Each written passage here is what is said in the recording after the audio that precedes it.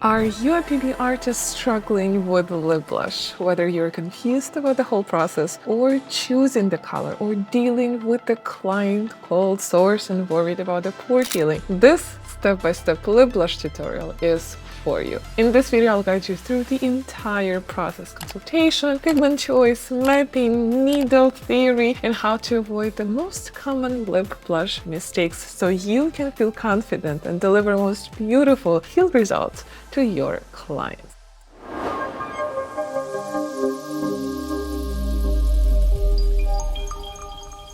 And if you're new to my channel, my name is Slesh. I help artists skyrocket their skills with the Now It's My Time program and get them booked out with my marketing program, which is the sponsor of today's video.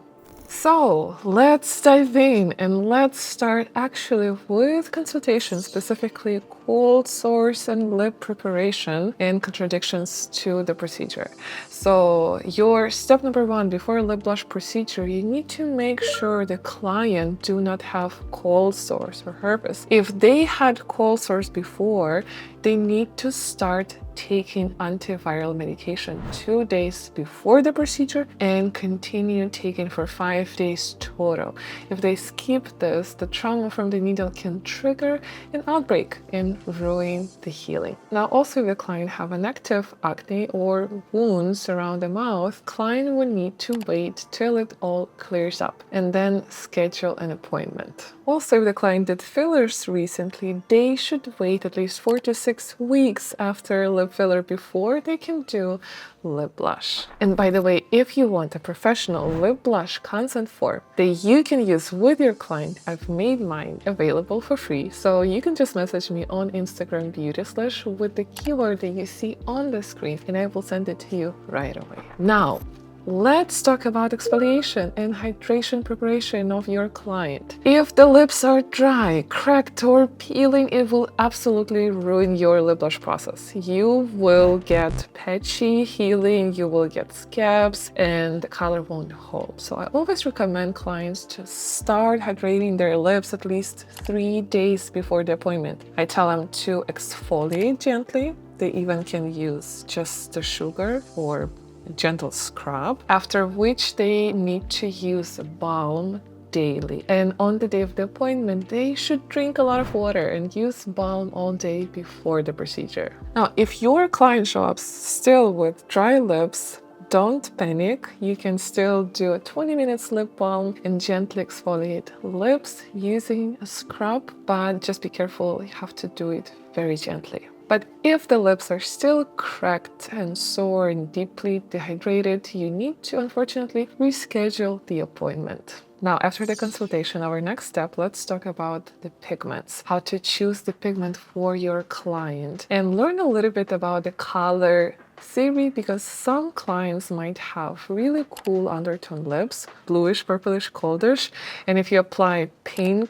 or red with violet undertone pigment without neutralizing those undertones first, you might have really bluish lips at the healing. So to be more careful, let me actually explain how to safely choose the color for your client as your next step. The step number one, you first need to identify the natural lip undertone. So what you need to do is stretch the skin and analyze the lip undertone. If it has cool undertone, the lips will appear a little bit purplish, bluish, grayish.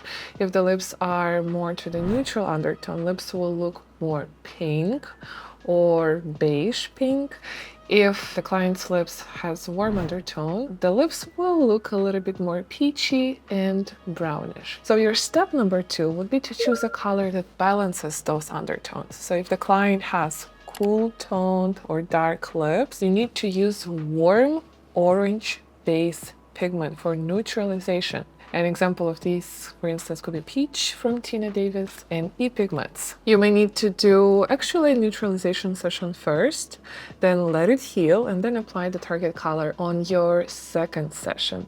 But this is something a little bit more difficult, and I discuss this more in depth in Now It's My Time program. Now, if the client has neutral lips, these clients are the easiest to work with, and you may let your client to choose the lip shade they want. And if the client has warm toned lips, they are also easier to work with, but just be careful, avoid overly orange pigments. They might feel too bright or orange. So here's your next steps. If you've got a lip blush client coming up, don't stress out, but get instead fully prepared. You can rewatch this video, you can follow the steps and build the confidence before the client comes in. Now, after you've chosen the color for your client, the next step would be actually to map the lips. And I know you want to numb the lips immediately and only then map them and start the procedure, but trust me, if you numb the lips first, they actually do swell a bit and the shape will change, so it will influence your mapping. So what you want to do as the next step is to map your lips, do the outline first,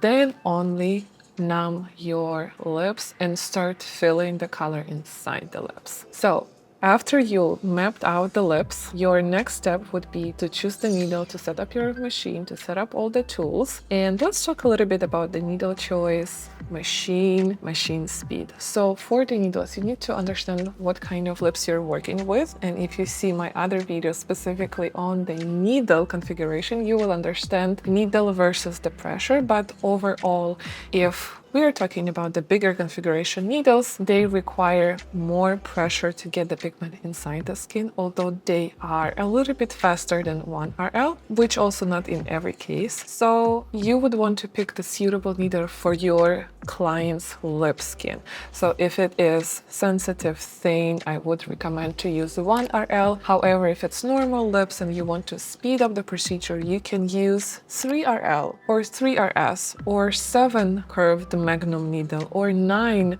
curved magnum needle. But of course, more information on these needles you can watch by clicking the video over here. Hopefully it will appear. If not, please comment down below if it doesn't appear. Now, with your machine, I love to use Cheyenne pen machine for the lips, and my speed is 4.9 volt. For the speed, I still suggest to use slower the speed, the better. And of course, your hand speed shouldn't be too fast, because if your hand speed is too fast, you are going to create trauma and scratches to the lip skin, and you need to understand the lip skin is very thin, so try to be very gentle with that. Just overall, try to understand the lip skin is very thin, very gentle, so anything that you use, the speed machine has to be gentle, and it's different for the brows. I even don't like to use masked machines for the lips because they're more harsh. I find that Cheyenne is so soft and nice for specifically lip blush procedure. So after you map the lips, you choose your needle, set up your machine. Now we can start with outline. After you finish your outline, then that's where you will put your numbing cream. For the numbing cream, by the way, I recommend the ice cream from Tina Davis. It's her new product. I absolutely loved it. She actually introduced this product to me personally gave it to me. And the things that she told about this numbing cream is incredible. And my students been saying the same thing. So I would totally recommend you to try it out, because it's the first numbing cream and the second numbing cream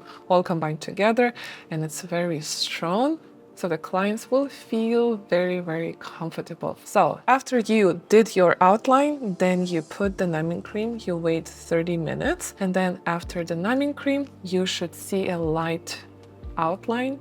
Not dramatic, just a light, almost invisible, but still visible outline.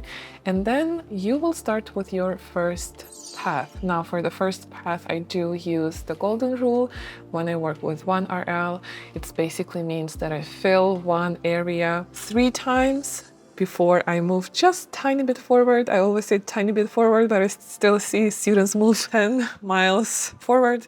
One tiny forward, it means just 20% new, but filling 80% of the previous lip blush. So it's still you have to have a lot of patience when you do your lip blush. So a lot of times when my students come to me and they say, you know, I've tried the lip blush, but the color's not staying, and then I'm reviewing their work, I see that they are just jumping in front too fast. By the way, if you are in Now It's My Time program, remember to submit your video of the client, how you do with the client or even on latex, so I can review them on our live Zoom calls. So if you're using OneRL, you can use the golden rule technique. You fill out your upper lip, lower lip, then basically you are actually done with 80% of the color, and then your next second pass would be just to fill those gaps that left behind. So after you did your first pass, you fill the upper lip, the lower lip, then you put the numbing cream, then you will see the spots, the gaps coming out, something that you missed. Then your second pass, you fill out those gaps, and then the inner part of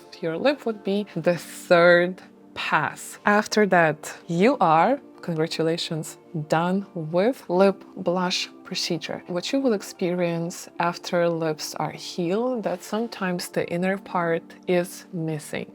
So actually, this part, inner part of the lip, takes the pigment the least. It's actually not taking pigment at all. So you have to really work on that area more than you work on upper part. So if upper part, you can be light, fast, and don't waste your time there too much. But on the inner part, you have to spend way more time. Then you will have nice, even healed lips overall. And if you're watching this video and still thinking, I wish someone could just guide me through the entire lip blush procedure, step by step, not just with videos, but with live support, one-on-one feedback, then that's exactly why I created Now It's My Time program. You don't have to figure this all out by yourself. Just hit the link down below, start your trial, book a welcome call to understand how the program works, or just simply ask questions. And if this video helped you, hit the subscribe button, because next week I'm sharing why lip blush can go extremely wrong. So you don't want to miss that tutorial.